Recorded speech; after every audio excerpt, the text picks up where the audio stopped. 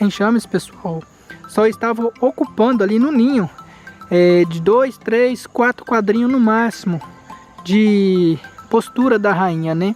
E alimentação, tudo junto. Os outros quadros estavam abandonados, né? Então, pessoal, resumindo aí um pouco do nosso vídeo, muitos apicultores falam que é errado tratar de abelha. Para mim, não é considerado apicultor, é um amador. A pessoa que trabalha com abelha falar que não cuida, que não trata, é amador, né? Vejam só, se aqui, mesmo tratando das abelhas, cuidando, eu perdi ainda 3 enxames, tinha um outro aqui, ó. Eu perdi 3 enxames, imagina se eu não tivesse cuidado dessas abelhas aqui, devido à mortandade. Tinha morrido a abelha, né, por causa do veneno que passaram no plantio de maracujá. E mesmo assim eu estava cuidando das abelhas, né? Imagina se eu não tivesse cuidado, né? Não teria esses enxames aí hoje que vocês estão vendo. Então o apicultor tem que cuidar das abelhas, tem que tratar sim no período de escassez. Outra coisa que eu vejo aí, muita informação errada, dizendo que quando trata das abelhas não produz mel, tá adulterando a qualidade do produto. Gente, a gente trata das abelhas no período de escassez, não é no período de florada. Para que vai tratar de abelha no período da florada, sendo que tem alimentação em abundância na natureza? Então quem faz esse tipo de pergunta não é apicultor ou é um amador que está mexendo com algumas colmeias que diz saber tudo. Então o apicultor de verdade colhe o mel no período de florada. Na entre-safra, que é a escassez, ele tem a obrigação, o dever de cuidar das abelhas, tá?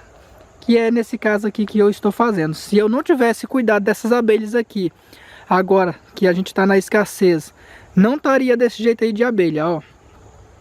Sobre a alimentação já a gente fala a respeito. Então o manejo que eu vou praticar aqui agora, pessoal, no caso de vocês que moram em algumas regiões do Brasil, na onde que o período de escassez é falta de chuva e os enxames estiver desse jeito, tem que tirar o redutor de ovado. O redutor de ovado vocês conseguem ver aí, tá? É esse pedaço de madeira no ovado da caixa, né? Na onde que a escassez é falta de chuva e os enxames estiver grande, retira o redutor de ovado. Na onde que a escassez é frio, os enxames não vai ficar assim, pessoal. Essa quantidade de abelha que vocês estão vendo aí vai estar dentro da caixa.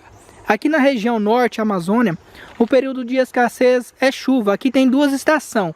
O período quente e seco e o período quente e úmido, que é esse agora que a gente está passando.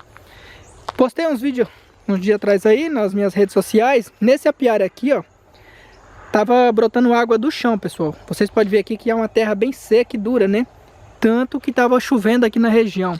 Aproximadamente 15 dias de chuva direto. E se a gente não cuidar, as abelhas morrem de fome. Outras perguntas frequentes que eu recebo quando eu posto foto das minhas colmeias com alimentador no ovado, principalmente as pessoas lá do sul. Algumas pessoas que não têm entendimento específico na apicultura. Tá tratando de abelha com melgueira, isso é errado, vai produzir mel adulterado. Não é assim que funciona. Existe manejo. Você, apicultor, que faz esse tipo de pergunta, existe manejo dentro da apicultura. Vocês precisam estudar mais, buscar conhecimento. Por exemplo, quando eu comecei a tratar das abelhas, no primeiro vídeo, eu falei, nunca forneça alimentação em excesso.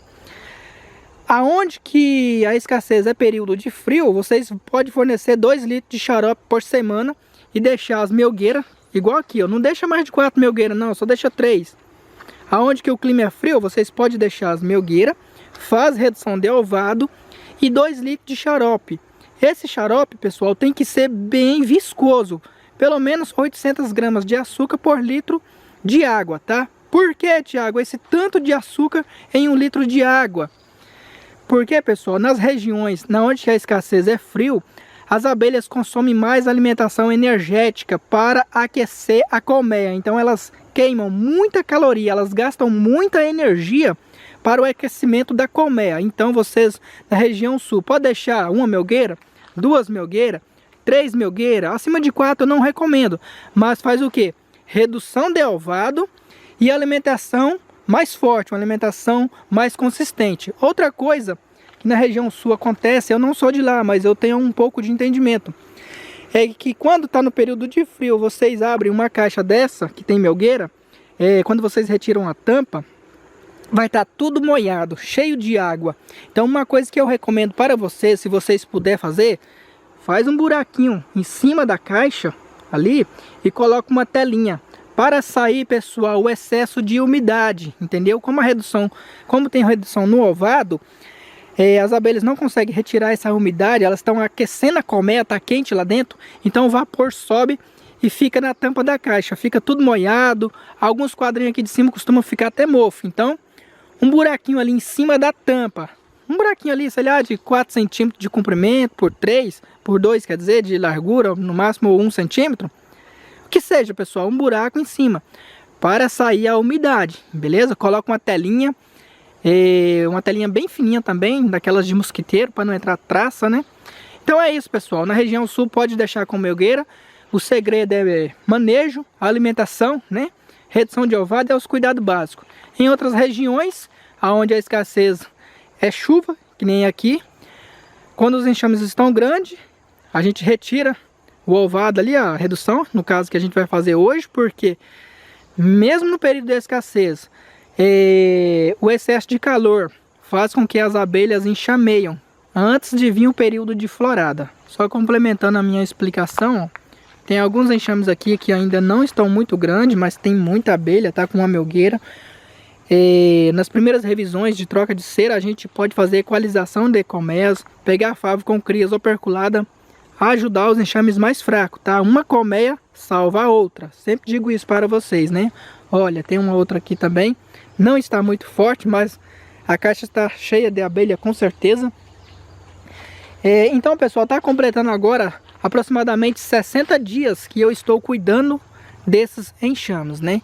E está completando agora 48 dias que eu fiz a primeira gravação e esses enxames estavam super fracos. Vou colocar um pedacinho aí para vocês verem como que eles estavam há 48 dias atrás. A gente vai tratar deles, são esses, né? E o que eu falei para vocês, esses enxames só estão fracos nessa época porque eu cuido das minhas abelhas, né? Só estão fracos por causa da plantação de maracujá. Olha aqui no chão, ó. Tá vendo o que é abelha morta?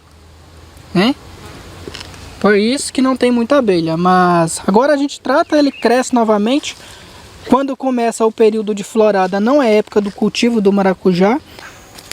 Pessoal, então o nosso manejo aqui é bem simples. O que a gente vai fazer aqui agora? Tirar a redução de ovado, né? Para que não fique tanto esse excesso de abelha para o lado de fora, né? E evita também a enxameação, né? A caixa padrão Langstroth, né? Ela foi desenvolvida, estudada há vários anos, né? Até chegar nesse modelo que o ovado tem que ter essa espessura 2 centímetros de altura, né, aproximadamente, e ser todo liberado. Muitos apicultores fazem o ovado da caixa só aqui no meio, né? Aquele buraquinho. O que é que acontece? Faz com que demore mais tempo para as abelhas amadurecer o mel, né?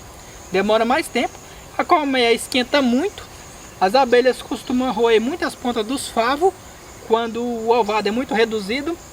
E o excesso de temperatura leva as abelhas à enxameação, porque tem uma quantidade grande de abelha, faz com que a colmeia esquenta muito, né? Porque as abelhas, quando ingerem néctar, elas superaquecem a colmeia, né?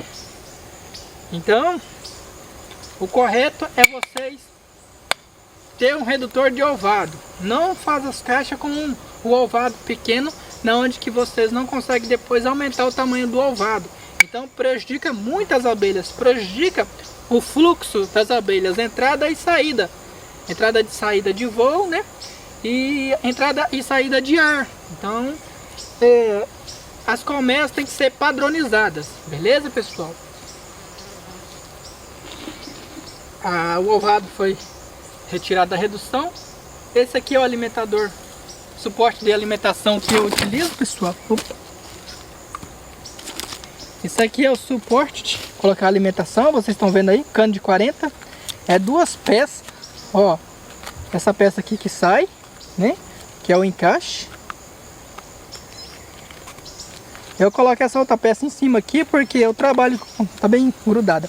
Eu trabalho com algumas embalagens do bico fino, né? Então ela encaixa certinho. Vou colocar ela aqui no meio. Beleza? E a alimentação que eu estou utilizando, eu já mostrei nos vídeos anteriores, preparando a alimentação, né? Se vocês querem saber que jeito que prepara essa alimentação, eu vou deixar no final do vídeo aí, que vai aparecer na tela, os 2 últimos vídeos que eu gravei a respeito da alimentação e quando eu vim trazer a alimentação aqui para os enxames quando eles estavam fracos, né? Então o apicultor tem que cuidar, tem que alimentar. Uma coisa que eu acho muito vergonhoso, eu vi um professor de apicultura falando que a suporte para alimentação de cano não funciona, é para apicultor amador. Então eu sou um apicultor amador, porque isso aqui funciona perfeitamente, é baratinho. E ele diz que é só o alimentador dele que funciona, né? Marketing, né, para vender produto, pessoal. Esse alimentador aqui funciona 100%, tá? Vocês podem fazer, eu acredito que muita gente já fez, porque viu nos meus vídeos aqui. Mas é um dos melhores que tem, tá? Olha como que é bacana.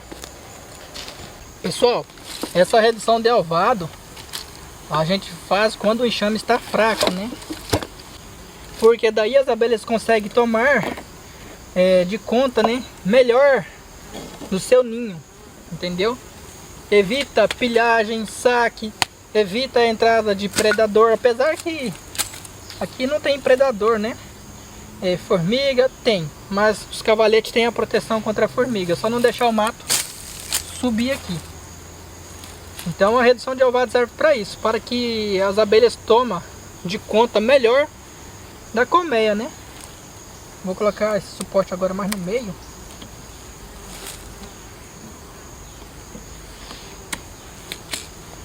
Isso aqui tem um calço,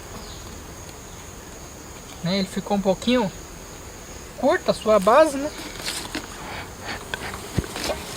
As abelhas respeitam fumaça, né? É só isso, ó, tá vendo? Não precisa mais do que isso. Aqui, pessoal, todo esse manejo que eu pratiquei aí, no total de 60 dias, né? Mais ou menos que eu consegui recuperar esses enxames, né? Aqui, pessoal, todo o manejo que eu pratiquei na recuperação desses enxames aqui, tá com aproximadamente 60 dias, né? Mas de 40 e poucos dias pra cá, que nasceu as primeiras crias após eu ter entrado com a alimentação, né, corretamente. Então eu tô fornecendo aqui 1 litro de xarope por semana, tá? Se não fornecer, pessoal, essa alimentação, as abelhas morrem de fome. Eu vim aqui abrir algumas caixas, as melgueiras estão sequinhas. 1 litro de xarope para um enxame de médio a grande não é nada, tá? Elas consomem tudo esse xarope aqui com 24 horas. Outro enxame aqui, ó, que tava super fraco, né? Vocês podem ver que ele tá com uma melgueira só. É um sinal que ele tava mais fraco do que os outros, né? Ele não tava dando conta de tomar conta, né, de 2, 3 melgueiras, que nem alguns que tem aí. Por isso que ele tá com uma melgueira só.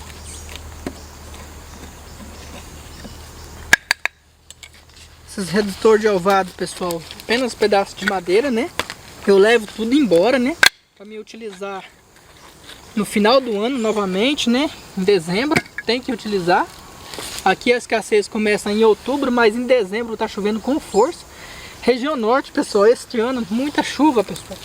Muitas pessoas desabrigadas na cidade, os rios aqui encheu muito, vocês não têm noção. Aqui tem muita hidrelétrica, né? Então quando eles abrem as barragens aí que alaga a cidade, né? Então na cidade próxima, na minha cidade, muita gente sofreu por causa do excesso de chuva, né? Questão de alagamento. Então galera, esse alimentador aqui, esse suporte funciona 100%. Vocês podem fabricar aí, não cai em ladainha de pessoas que só querem vender produto, né? Porque funciona. Olha o buraquinho na tampa do litro, eu sempre mostro, é 3 buracos de 3 milímetros cada um. Vira aqui, ó, Subiu as baboias e não derrama mais. Agora as abelhas vão sugando a alimentação, né? E vai estocando na melgueira, nos quadros do ninho. Se tiver muitos quadros aqui no ninho vazio, elas estocam nos quadros do ninho, né? Que geralmente as abelhas, que geralmente a rainha diminui a postura, então sobra mais espaço no ninho para elas guardar o xarope. Raramente, pessoal, vai estocar na melgueira, só se vocês fornecerem alimentação em excesso. Pessoal, deixa eu falar de um manejo que eu já pratico aqui. É a respeito da alimentação em excesso, né? Nesse caso aqui, ó, fornecer alimentação em excesso somente, pessoal, quando você vai fazer troca de cera no ninho, entendeu? Vamos supor, aqui eu vou fornecer alimentação em excesso, 3 litros de xarope por semana, mais ou menos, que é uma média de 2 a 3 litros de xarope para elas chegarem e estocarem na melgueira, né? Então vamos supor que eu estou fornecendo aqui alimentação em excesso, né? Aí as abelhas começam a armazenar esse mel, esse xarope, né, na melgueira. Antes de começar a florada, que aqui na nossa região é em abril, o que é que eu faço? Eu venho aqui, destaco as melgueiras que tem xarope, né? Posso retirar alguns quadros aqui que vai ter filhote também na lateral, alimentação de xarope, né? Eu vou retirar essas melgueiras, pessoal, vou colocar ali, ó, uns 10 metros, 8 metros longe da caixa. No momento que eu fazer isso, eu posso vir aqui e introduzir cera alveolada no ninho. Automaticamente as abelhas vão lá, pegar aquele xarope novamente e vai puxar o resto da cera. Então, vocês já praticam 2 manejos ao mesmo tempo. No caso, se vocês forneceu já a alimentação em excesso e já trocou a cera, basta somente retirar a melgueira, colocar lá. Com 24 horas, devolve as melgueiras aqui para que as abelhas estoquem somente mel natural, né? Beleza? Vocês entenderam essa explicação? Se fornecer alimentação em excesso e as abelhas tocar na melgueira, quando começar, no começo do período de florada, vocês veem que está entrando néctar, as abelhas começam a recusar o xarope, que elas recusam o xarope quando está tendo alimentação na natureza. Vocês vão retirar a melgueira, que tem xarope, que tem reserva, vai colocar ali uns 8 metros, as abelhas vão limpar, vai estocar no ninho, né? E no dia seguinte, ou com 24 horas, vocês devolvem as melgueiras sequinhas aqui, só para elas encher com alimentação natural. E se vocês não trocou a cera do ninho, no mesmo dia vocês colocam cera alveolada no ninho, elas vão consumir aquele xarope que está na melgueira e vai puxar a cera, entendeu, pessoal? E quando o enxame está grande, 3 lâminas de cera é uma por dia, tá? Elas puxam tudo. Vou colocar o xarope aqui. Esqueci até de tirar a redução aqui. Esse aqui entrou pra dentro. Ó, tá pingando aqui, pessoal, porque eu balancei a caixa, tá? Se balançar a caixa, o xarope costuma pingar um pouquinho, ó. Mas ele para já.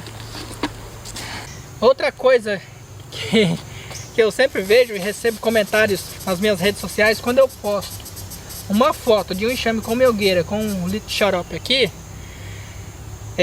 alguns apicultores falam, tá adulterando o mel. Outros falam assim, ah, se o fiscal passar aqui e ver que eu tenho fardo de açúcar, ver que eu estou tratando das abelhas, eu perco o selo do meu mel orgânico. Gente, quem trabalha com mel orgânico, o próprio técnico que fiscaliza, ele te informa o período correto de tratar das abelhas. Ele sabe disso. Se ele não souber o período correto de tratar das suas abelhas na tua região, ele é muito desinformado. Esse técnico aí tem que pegar ele e jogar ele no capim. Para produzir mel orgânico, os apiários têm que estar longe de plantação, longe de agricultura, no mínimo 3 quilômetros. Longe da pecuária, pelo menos, pessoal, uns 4, 5 quilômetros, tá? Porque o mel orgânico, ele não pode ter contato nenhum com plantações onde foi aplicado agrotóxico. Beleza, pessoal? Então, se você quer produzir mel orgânico, tem que ser longe de residências, longe de indústrias, longe de propriedades que trabalham com agricultura e longe da pecuária. Beleza, pessoal? No próprio Google vocês vão achar orientações de como produzir mel orgânico. As caixas não podem ser pintadas, não pode ter prego, eu acho que tem uns parafusos específicos. O arame que vai nos quadrinhos tem que ser de inox, tá? A cera alveolada que vocês vão utilizar, Se vocês comprarem de fora, ela tem que ter o selo certificado que é a cera orgânica ou da sua própria produção, a cera alveolada que vocês vão introduzir. Então é muita burocracia. Para o cara depois vender o mel orgânico, como um amigo estava falando, é R$18. Eu vendo mel natural. Aqui a gente consegue produzir mel natural, não é orgânico. O resto do mundo, quase todo, produz mel natural, não orgânico. Eu consigo vender aqui nos mercados, eu entrego, porque de grande quantidade é R$32 o quilo. Eu vou trabalhar com mel orgânico para entregar a R$18 o quilo, eu tô fora. Só dá mão de obra, tá, pessoal? Mas em algumas regiões é super valorizado, é mais valorizado do que o mel natural. Por exemplo, aqui eu consigo produzir mel natural, porque plantação de seringa, plantação de café clonal robusta Amazônia aqui para todo lado, pecuária ali do lado. Então eu não consigo produzir mel orgânico. Minhas caixas é pintada, mas a gente produz um mel natural e não é mel de xarope, tá? A gente trata das abelhas para elas não morrer de fome. Pessoal, nesse vídeo eu só tô dando sermão porque as pessoas têm que entender que é assim que funciona. Existe manejo dentro da apicultura. O apicultor tem que tratar das abelhas, eles têm que cuidar das abelhas. E eu vejo, pessoal, que ainda a gente enfrenta muita barreira. Muitas apicultoras pensam de forma negativa. O apicultor que não trata das abelhas na escassez, ele tem um certo costume, virou uma rotina, um hábito. Ele colhe o mel, todo ano ele perde 60% das suas colmeias nos apiários. Enquanto tem apicultor que cuida, que está tratando, está colhendo mel, as abelhas dele estão começando a ir na florada. Quando o apicultor está fazendo colheita, o apicultor que não trata das abelhas está pensando em trocar a cera alveolada do ninho. Está verificando ainda se as abelhas estão puxando a cera ali para ele introduzir cera alveolada depois. Então quem não trata de abelha, quem não cuida, as suas abelhas estão mais ou menos de 2 a 3 meses em atraso de produtividade. Beleza? Só para vocês entenderem o quanto você pode produzir mel mais cedo, quando você entra com os enxames igual estão esses aqui, grande, entendeu? Eles já estão aptos, prontos para a produção de mel. Então eu não preciso fazer eles crescer com a florada natural, eles já estão grandes. A gente pratica manejo, vai ter cera trocada, a rainha vai aumentar a postura, vai chegar nas primeiras floradas, que era a florada para elas crescer, não vai precisar, elas já estão tudo com os enxames grandes, ela só vai estocar esse mel na melgueira. Então, pessoal, chega de sermão, né? Mas é bom a gente tá mandando essas mensagens em redes sociais. As pessoas leigas na apicultura que vê aí uma caixa com melgueira acha que tá produzindo mel de xarope, né? Sabe que não é isso. Esse xarope a gente fornece só na escassez, que aqui na nossa região norte a escassez é de outubro até abril, né? Período de muita chuva, né? E se a gente não tratar, as abelhas morrem de fome. Então, pessoal, se vocês levar as instruções que eu aplico aqui no canal, que eu mostro para vocês, são as mesmas instruções do dia a dia, do meu trabalho, né? Eu vivo da apicultura, não vivo de outra profissão, nem de youtuber. Se eu vivesse de youtuber, eu publicava vídeo aqui toda semana para vocês, mas como eu tenho que trabalhar, cuidar das minhas abelhas, não sobra tempo nem para mim gravar. Ó. Já está escurecendo, porque eu clareei a imagem da câmera e eu tô aqui no apiário ainda, né? Resolvi gravar esse vídeo para mostrar o resultado da alimentação. A respeito da alimentação tem vídeo aí no canal para vocês assistir. Então o que a gente tem que fazer é cuidar das abelhas mesmo, para aumentar a produtividade. Segue esses manejos, as orientações que eu passei para vocês, que vai dar certo, não tem erro. Vocês vão ser apicultores de sucesso, assim como eu. E quem sabe um dia viver aí praticamente só da apicultura, né? Acordar a hora que vocês quiserem, vocês fazer o seu horário, né? A apicultura tem essas grandes vantagens, né? Mas não caem em algumas ilusões que é publicada em redes sociais, né? A apicultura é uma atividade lucrativa, mas dá muito trabalho, é dificultoso, não é fácil. E não venda o seu rebanho para mexer só com abelha, né? É bom você ter as suas duas atividades em prática, tá? Ambos os lados dando rentabilidade para a sua família, né? Sua atividade familiar. Então a apicultura para algumas pessoas ela fica em segunda opção. No meu caso eu adotei como primeira opção porque eu escolhi isso, eu sempre desejei, né? No caso, se vocês chegarem em um dia ter aí umas suas 100 e poucas colmeias, 150, 200 colmeias, vocês conseguem viver tranquilamente da apicultura se na tua região o mel for valorizado. Tem isso também, tá? Galera, finalizando o vídeo por aqui, eu espero que vocês tenham gostado do vídeo. Desculpa alguma coisa que a gente sempre fala, né? Às vezes a gente passa do limite, mas eu gosto de pregar a realidade, o que eu vivo no dia a dia. Esse é o meu jeito de ser, sempre gosto de estar falando a verdade, a realidade da apicultura, né? E peço a vocês para deixar o like nesse vídeo. Ficam todos com Deus, que Deus abençoe grandiosamente a vida de vocês, ilumina a vida de vocês e das famílias de vocês também, né? Que faz parte desse ciclo, né? E não esqueça de deixar o like no vídeo. Tchau, tchau, fica com Deus e até o nosso próximo vídeo. Galerinha mais top da galáxia. Tchau, obrigado, seus meninos. Was it the voice? Was it the fire burning in me? All of the noise turned into choirs of harmony. Left me with the pieces of forever that you broke. But since you left me alone, I've been high.